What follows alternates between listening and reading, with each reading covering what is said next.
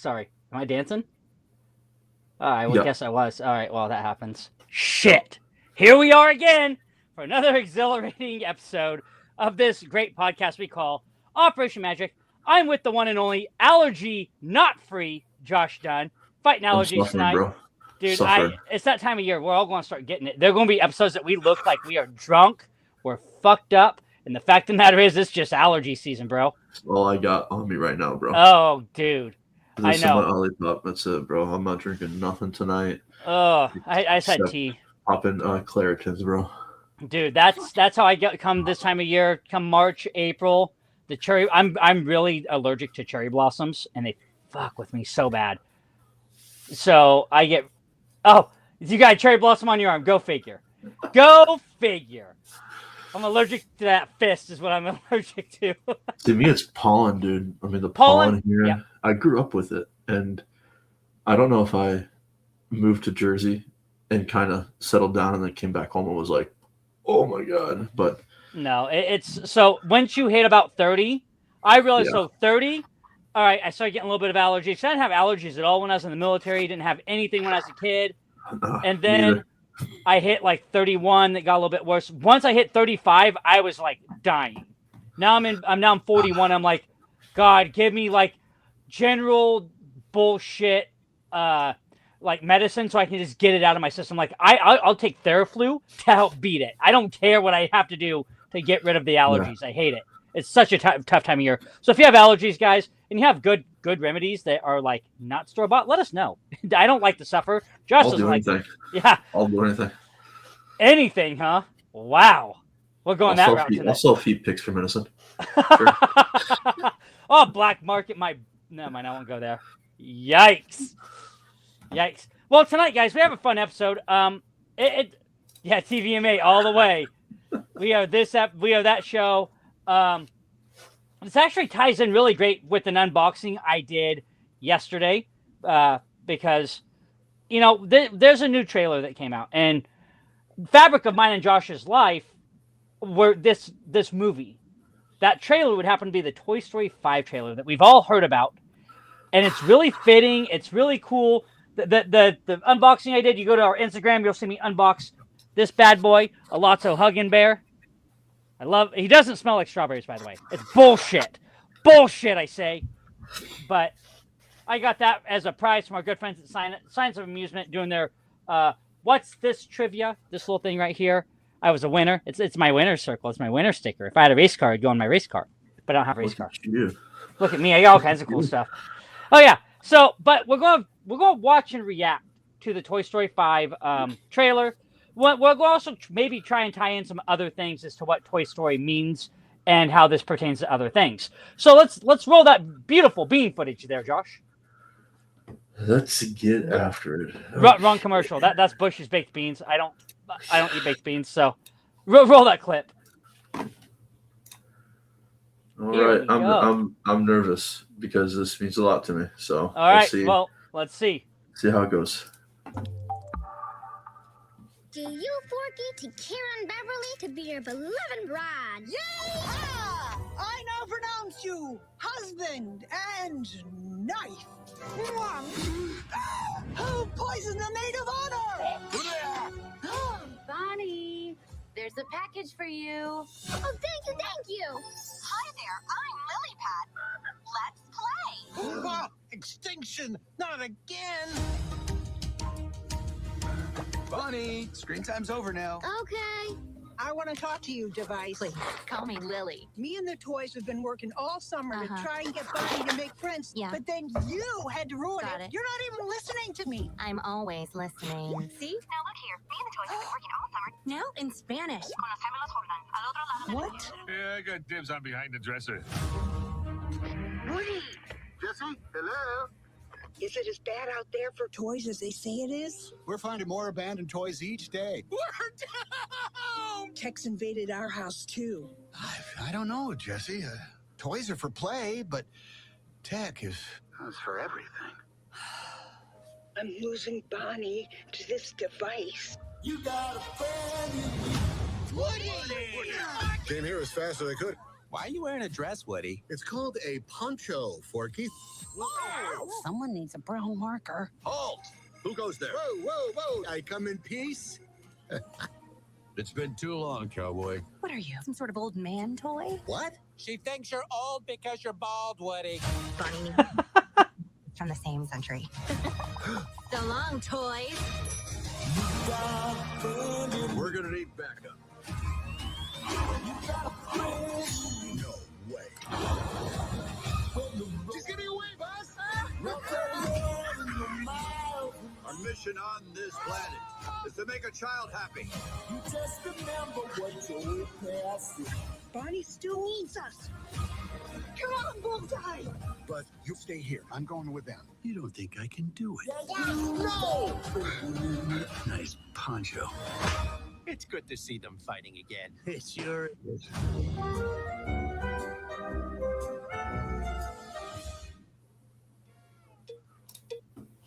All right. All right, what's your honest reaction there? Listen, I, for one, am happy to see some bald representation in Disney. It warms my heart to have Woody with male pattern baldness. I think that is such a unique avenue to go because most of the male watchers of Toy Story are probably dealing with a little bit of thinning somewhere. Maybe not completely bald like this guy, but that's pretty cool. That is cool. How they kind of played at that. But this is going to be an interesting movie, man, because everybody watching is going to be guilty to some degree of giving into tech. Disney is guilty of giving in. I am. I totally am. I'm fighting the good fight. My daughter does not get a lot of. She doesn't own a tablet. We have one that we just use for long car rides. That's it. She's still playing with stuff, playing with toys. So that makes me happy. Yeah. But yeah, that's a good. I love how it started with like the kind of pastel look, and Yeah. kind of different animation. That was cool. It gave me that opening sequence kind of gave me that opening sequence to Goofy movie vibes. Okay. Yeah. The dream sequence idea, where they're playing, but it's like the idea of Bonnie still playing, but it gave me that the playing like the dream sequence almost, because it's like you saw him in a different light. You saw Buzz in a tie. That's the first thing I noticed. Buzz in a tie. Yeah, that was great, dude. I mean, I can't wait to see how this kind of plays out, because it gave the tablet gave enough evil vibes to it reminded you of this gentleman right here a little bit. Yeah, why is it always the innocent toys that get the Sid treatment and not bozos like that? Bear. Right, I know. Right, I know. That get the magnifying glass, because Lotso definitely deserves a magnifying glass to his forehead, bro. Oh, he does. He does. 1,000%. But what about you? What do you think? I liked it. I'll be honest with you. This was my second time watching it, but I actually intently watched it because I was scrolling. I was doing the doom scroll today on our Insta, and it popped up, and I got some chuckles out of it. But I found myself being a little bit more sincere and interested in it than I was earlier. And there's a lot of things that I noticed. That, like you said, the male pattern baldness. For many of us, we were young kids when we saw this movie. I was 9, almost. I think I might have been 10. I was 10 when I saw that movie in movie theaters. So that was literally in '94, and we're now 32 years later. So yeah, I want some of that. Seeing the callback to Toy Story 2 with all the buzzes that have been out in the world now, that was really cool. I thought Jessie was going to lose her mind when it went to Spanish because of Spanish buzz. All these little callback things that we saw. Now, the one thing I did pick up on and I really enjoyed was they didn't phase out the Mr. and Mrs. of all Mr. and Mrs.'s Potato Head. We lost, we lost, Don Rickles and the gal who played Mrs. Potato Head. We lost her this last year, and we lost Don Rickles a couple years ago. So it's like, having those two characters so represented, they could have easily written them out of the script. Like they got tossed to donate or whatever. So I liked being able to see that, and you saw all the toys together. I really liked that. The one thing that hit me in the feels, though, was the Buzz and Woody arguing. The Buzz and Woody back to being Buzz and Woody. It reminded me of military friendships and relationships. It's like you finally get to a point in your life where you're solid, but something still can make you very unhinged in that moment to where you're like, hey, F you guys, you know? So my biggest question is going to be with this movie, is this another cash grab for Disney and Pixar to play with us again? Of like, okay, they know we're going to watch it. They know we're going to go to the theaters to see it. We're going to take our children to see it. Right. There's going to be more merch to sell. Or is this going to be really where they wrap up this legacy of Toy Story in a great way? Because it could have been done at 3. 3 could have ended everything. And it would have been a great ending, because to me, this has given me that, like, you know, sometimes you're old and need to retire and you just keep kicking around. Right. You know, and it's time to move on, because I don't want to see this turn into Fast and the Furious. No, and I don't think it will, because I think there's been rumor that Jessie gets reunited with her original owner at some point. There's been a lot of rumors. There's rumors that this big bastard is making his return as well, which I could see because of the idea of reuniting lost toys. And if we remember in Toy Story 3, what happened to Lotso? He ended up on the front of a trash truck, you know? Right. And who was there? Sid. Yeah, Sid's working it. Sid, yeah, so it's like, did Lotso make his way out? Did Big Baby make his way out? Did all these characters from 3 find their way to become lost toys? Because that was the other thing I noticed, that Woody and Bo Peep, they're finding lost toys. So I really wonder if we're going to get some callbacks, and if this is the way we are going to wrap it up. Because I do think it would be a solid way to wrap up this series of films, considering we're getting an Incredibles 3, we're getting a Toy Story, not Toy Story, but a Cars 4. We're getting all these legacy movies coming back around, right? And of all the legacies that Pixar built, it was built around this franchise, if we're being honest. Right. I 1,000% agree. So do we end the legacy here? Which I think showing Woody with a male pattern baldness idea, I think that's leading to a wrap up. Because why would you keep Woody? Why would you have him be bald? You know what I mean? Why? Can we get that as a actual toy? Because that would be sick. Maybe a little bit beat up with the poncho, with the bald spot. That would go right there. Yeah, didn't the poncho remind you a little bit of Clint Eastwood? The Clint Eastwood poncho. 100%. I think that's what they're going for. They're doing a Clint Eastwood callback. You know. Well, I mean, he's a toy version of Clint, bro. I mean, he really is. That's the cowboy, man. You know, he is. And you don't mess with him. Woody is the goat of figuring it all out, dude. Yeah. And not by any plan, just going reaction. Just 100%. So, all right, I'm going to tie this back into a military theme in a way. So, that scene that we saw with Woody and Buzz under the stairs, and Woody's like, you don't go. You don't do this. And he looks at him, he goes, what, you don't think I can do it? And he takes off. That sounds like something that we would do in the military. Like, oh, you're telling me I can't do this?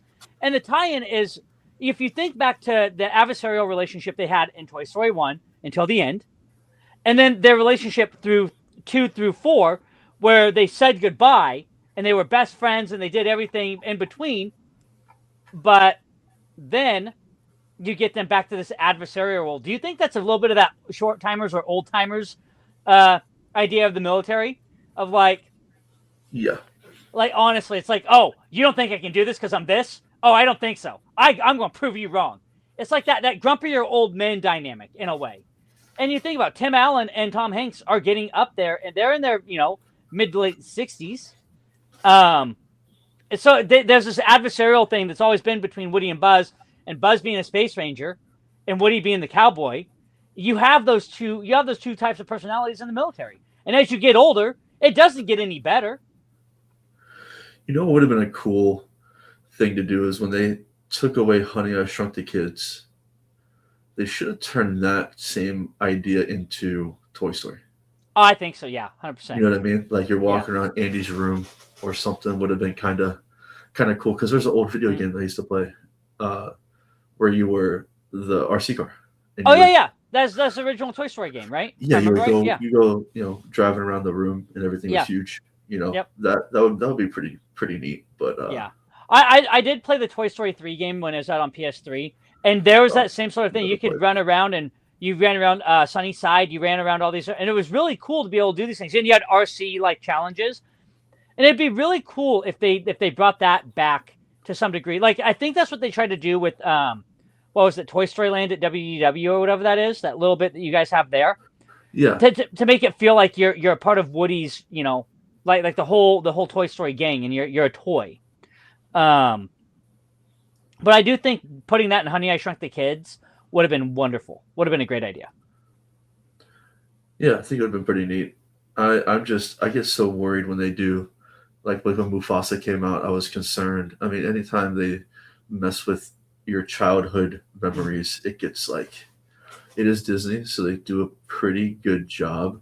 Because even though I think you could have stopped at 3, 4 was still good. A good movie. But at some point, it's like, I hope they don't drop the ball. You know what I mean? Right. Like at least this is like battling a real issue. Right. And I want to see how they tackle that, because how are they going to win without? I mean, they're not going to destroy technology. No. You know what I mean? So how do you? I wonder if they just embrace it. How do they embrace it? How do they do it? How do they do those things? I'm glad they showed the grip it has on kids, though. I mean, Bonnie was 100%. Locked in. Bonnie was locked in. Those kids on the front porch were locked in. I mean, straight up, it was one of those things like you see the kids and they're all locked into devices, and it's like, Jesse hit the nail on the head. I spent all summer trying to get her to play with toys, and now you're here. And it's like, that's true, because I see the grip. I have 10 and 8-year-old boys, right? And they come home from school, and they always ask me, can we play PlayStation? Can I get on the iPad? And I always make them go outside and play at least for half an hour before I give them any screen time. And they get a little bit before bed, and then before dinner, and then after dinner, there's no more screen time until the weekend. Because I know the grip that screens had on me. I'd come home from school, and I'd play video games. I loved playing PlayStation when I was a teenager. That was like what I did. And I went outside, and I still did stuff, but I didn't have the grip on me, say, that iPads or phones or devices have on kids today, because everything is right here. Yeah, I think the clarity is the issue now, man. Like, everything seems so real, and everything's so crystal clear. When we're playing PS2 on our or N64 on our old ass TVs, it's easier to put it down and go do something else. It's not as hard. I mean, these kids have it really rough because as parents, to get a second for some whatever we need to do, we'll hand them the tablet or whatever, and then expect them when we're ready to drop it. And anybody that has a kid that has a screen time issue, remember, it's all because of us as parents. It's got nothing. They didn't go and buy it themselves and start watching it. We supplied them that shit, and it's a different generation now. No, 100%. And here's the other thing: there are games, there are things now out there called loop games, where kids, and I went through this. I actually went through this with my boys.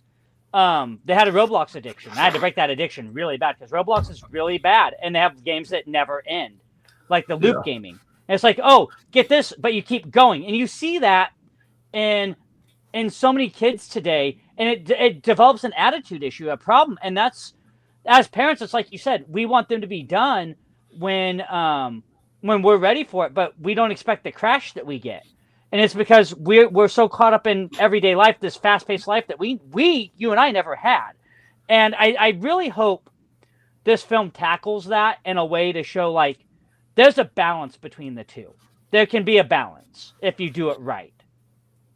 But the preview really shows that tablets are evil and the toys are fighting for their existence. There comes a time. And like, I think the Leapfrog is a great one to use instead of an iPad because Oh yeah, it also is educational, yeah, right? So there is a way to use it for a positive thing, where you yeah. can mix in both playing with traditional toys, which are also healthy. My daughter right now is in her blocks stage. She loves building Oh yeah. little castles and stuff like that, and then knocking them down with some karate moves. So Heck yeah. that is beneficial also with learning a lot, and developing. Um, but there's also like a little flashcard game we play where she's learning her words and stuff like Hmm. that. It's way easier than people learned how to talk 50 years ago. Oh yeah, way You know, easier. If she's in that block phase, have you gotten any Duplos yet? Duplos are fun. My kids will have their Duplos, and they're older. They'd love building with no, Duplo stuff. I don't know what that is. So Duplos are the big Legos. They're the big, thick. They're the thicker Legos. They're the big, Oh big no, she ones. just used these big wooden blocks. Oh to yeah, the build. wood blocks that we used. Yeah, yeah. Duplos Yeah. are. I'd like. That's when she starts getting into wanting to really build. Get her some Duplos. That's the next stage into Legos. And my kids, that's the one thing that I am so blessed with, that they love Legos. Yeah, Legos are fucking expensive, Oh, but dude. but Yeah. they love building and they love doing that and they love. So I'm fortunate that my kids want to build with Legos and they still play with toys and they still, Gavin loves his action figures. He's got Marvel action figures. He's got Spider-Man action figures, Star Wars action figures. So I'm really blessed that my kids love that more than they love tablets to some level. However, I do see this being a real problem, and I love that, like you said, they used a leapfrog style device, Right. to. They probably couldn't use iPad because of some kind of Well, I issue. mean, There's no way they let them use an iPad. You know what I mean? well, Like Apple, there's no way. you understand that Apple and Disney have a relationship. Right. So Without that's what I'm saying. There's no way that they're going to let them portray an iPad as being. Oh, yeah, and I don't think Disney would with their relationship, but Apple may have in the sense of like, well, we could, but you have to make it this way. And they're like, no, we need this to be the evil character, not this fun thing that you want it to be. No, I can understand that, but This I was think my first Lego set I ever built, given to me by a kid at the dojo. I cherry built a blossom, little, of course. the bonsai tree. Bonsai. It's a bonsai, yeah. The bonsai tree that I built, and let me tell you, man, it took me a while. So my godson, he can build this shit in minutes. I sit down with Impressive.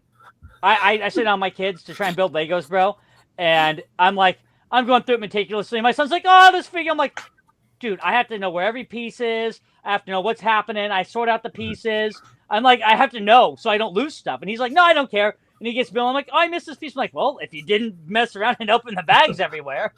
Follow But the no, instructions, buddy. yeah, it's so.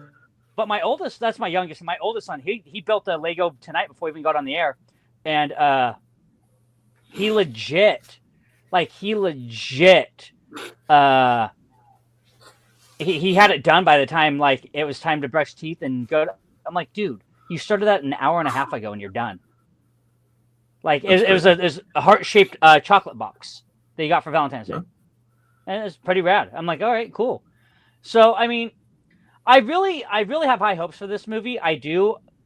But like you said, my worry is I don't want this to turn into a Fast and Furious style of series. Yeah, start going crazy off the rails. I mean, the movie makes sense. I don't think it'll be a bad movie. No. I just hope that at some point we can quit playing with like the gamble of it being a bad movie. You know what I mean? Yeah, and I think the callbacks are a good sign that we might be getting an ending because all the buzzes and all this other stuff. We're getting these callbacks to the older movies, and if you've noticed, unless it's a Marvel film and you're doing fan service of Star Wars, you don't get a lot of callbacks to the other films. You really don't. And when you get callbacks like you've seen in the trailer, it makes it worth everything about it, because even the new Zootopia movie is taking stuff from other films and implementing it into the scenery. Like they tie in like Silence of the Lambs in one of the scenes, I guess. And it's like they're taking other stuff. So it shows me that they're running out of fresh ideas to put into movies, and they're trying to call back to these other movies to see if the keen-eyed adult will pick up on it while the kids don't. And I saw a quote from Quentin Tarantino the other day that says I borrow from other movies imagery. He borrows imagery from other movies, and it's true. He'll take imagery from other movies that tie into how his films are made. And I'm starting to see animated films do that from original films. So I truly hope that Toy Story 5 is not that way. What's another movie that doesn't have another sequel in the pipeline that you would like to see another one done? Oh, gosh. Because I was thinking about this watching the trailer a little bit about like a couple movies that I don't think have either a single sequel or are kind of just done. And one of them that popped up to me we talked about before was WALL-E. Oh, WALL-E would be great, yeah.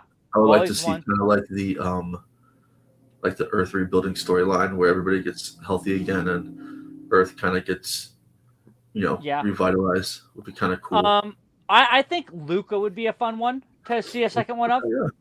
Because you want to know what happens once he gets on the train. You want to know what happens when he goes to school, you know? You want to know those things. And you want to know what happens when he comes back and how things have changed. It's like there's that, and I want to see. I know we get the TV series with Monsters at Work, but another Monsters movie would be great because now we have the monsters. We have Monsters at Work. What about Boo with a Family? What was that? Oh yeah, Boo Boo with a Family with a little kid.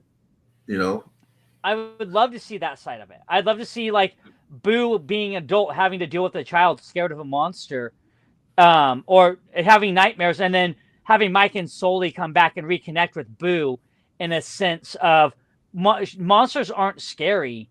They're your friends. Boo is at an age where she probably won't even remember that.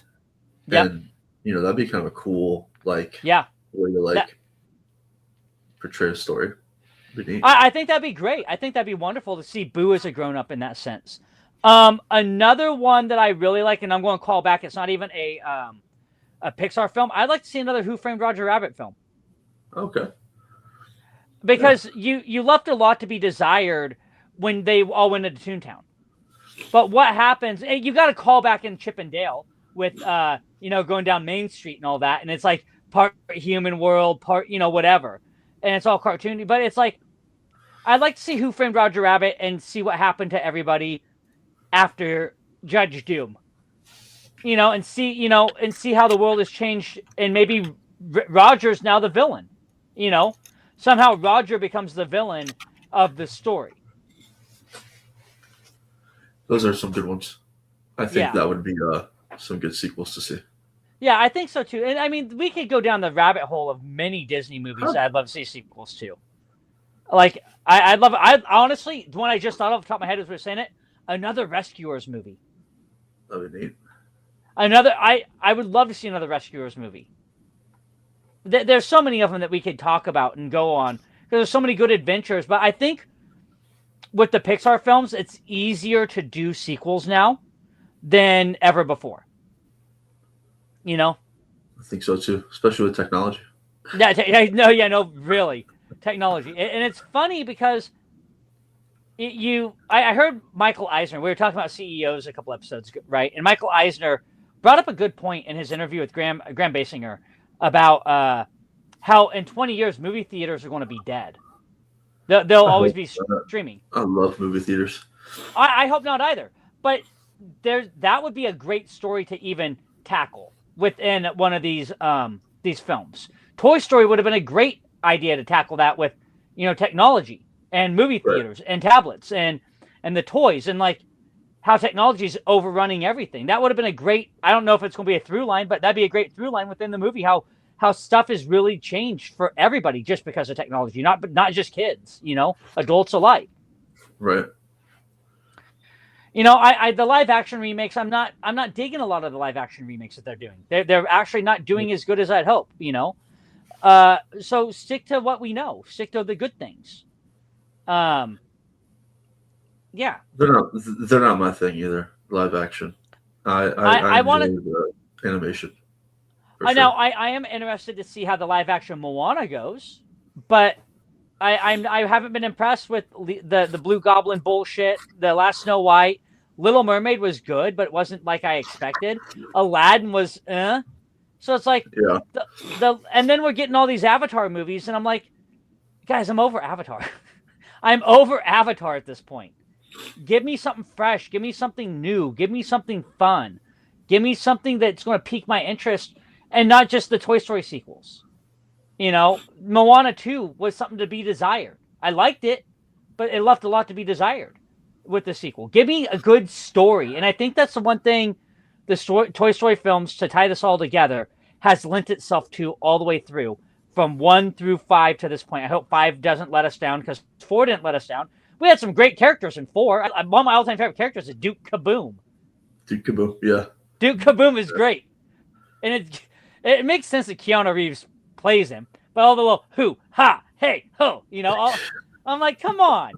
Give me that stuff. I love that. It's like, I mean, 3, you could have left it wrapped up in a bow, like you said. I cried at the end of 3, thinking they were all going to be incinerated. Like, I was in tears. Well, they got a lot of pressure on their hands. I'm sure, as Disney always does. They'll probably handle it well. Yeah, I think so too. You know, I think at the end of the day, Pixar's always hit it out of the park for the most part.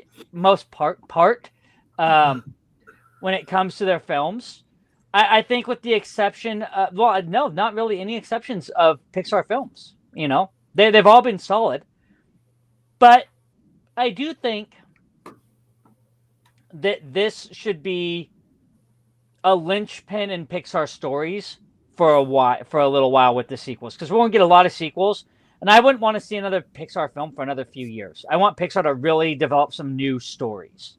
Wouldn't that be a fair assessment? Because we're getting a lot of the sequels we asked for. Incredibles 3. I agree. I've been waiting for another Incredibles movie for a long time, since Toy Story 3. I've been waiting for another Cars movie since Cars 3. I love the Cars films because that's what my kids, watched. Yeah. A Bug's Life. Another Bug's Life movie would have been fun. I would definitely watch that. Yeah.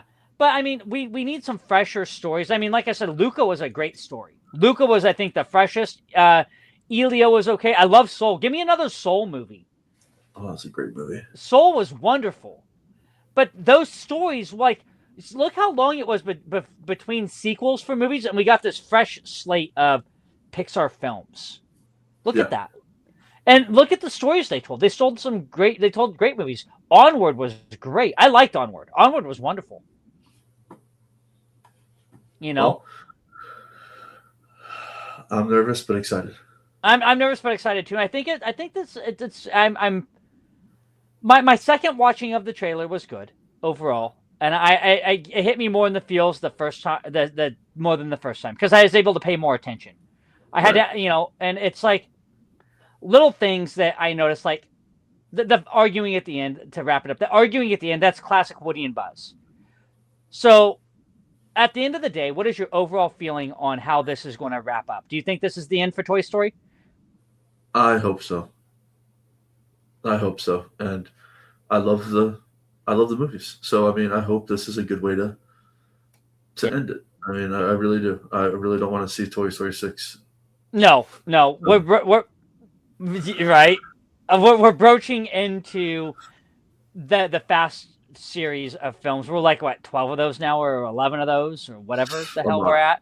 We're at a lot. They're in space. No longer racing on the street.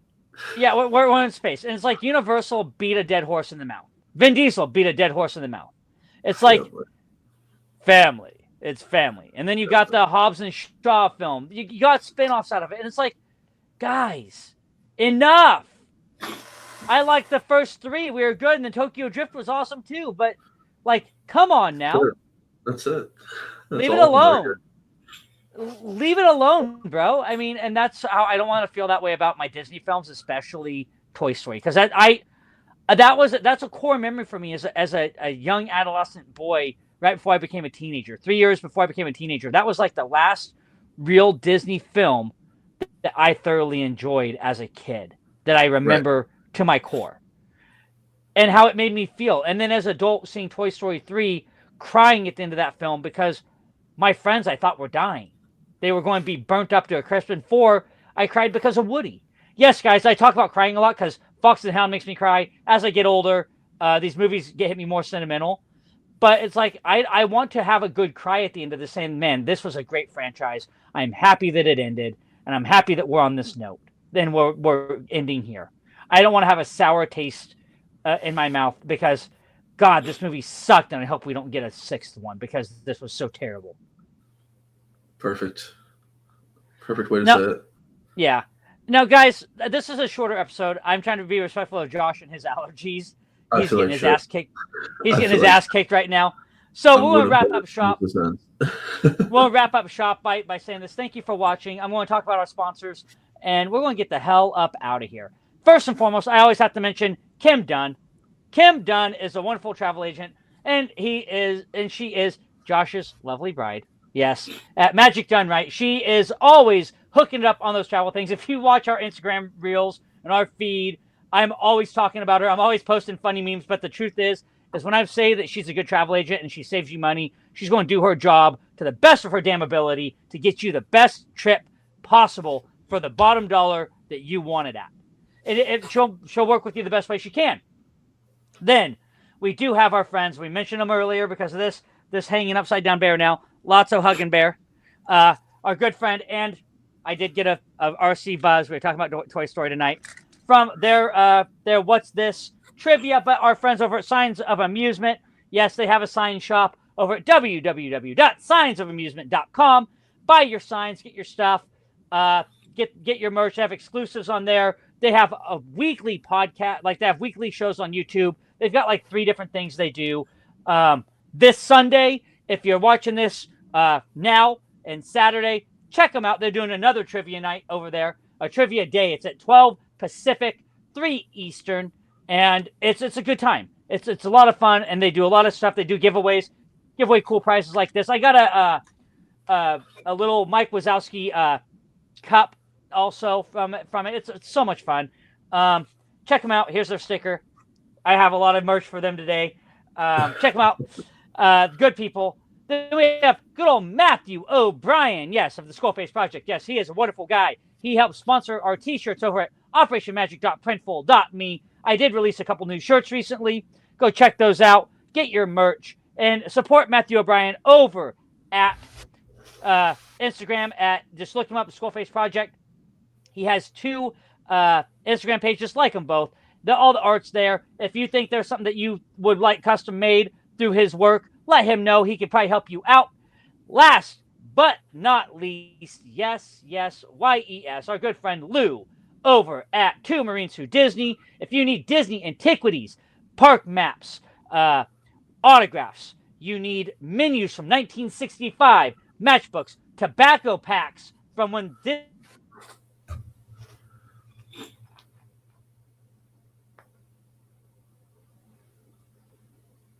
Well,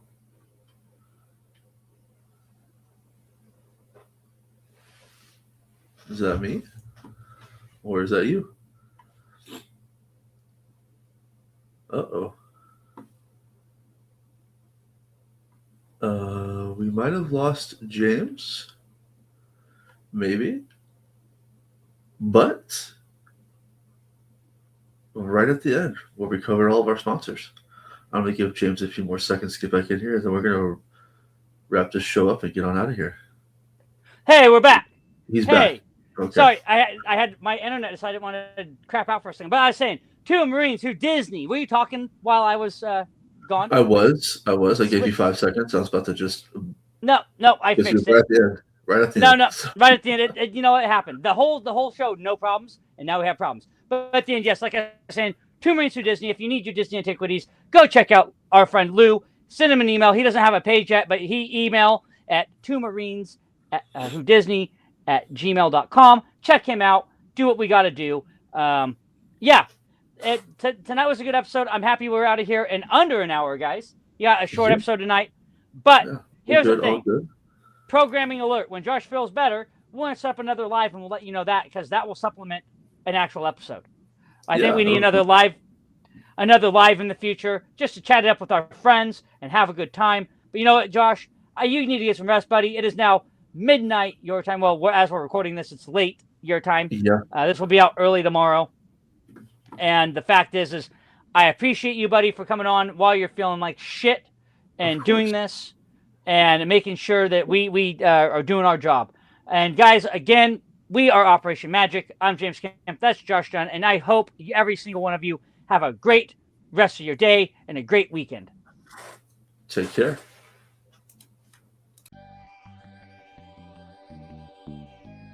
All right, squad, listen up. You already know who we are. We are the Operation Magic Podcast. Disney loving, dad run, veteran built. Every week, we're here bringing you that magic straight to the veins. And now we've got something even bigger. It's official, guys. The Operation Magic merch. Those t-shirts, those hoodies, the mugs, stickers, you name it. All Disney inspired, all made for the Operation Magic squad. This isn't just gear. This is the uniform. You throw this on, you're not just a fan. You're a part of the family. Every piece supports this show, keeps the mission alive, and helps us keep bringing laughs, the stories, and the magic every single week.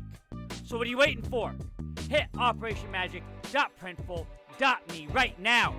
Grab your gear and show the world who you are rolling with. Operation Magic. Rep the magic. Rep the squad.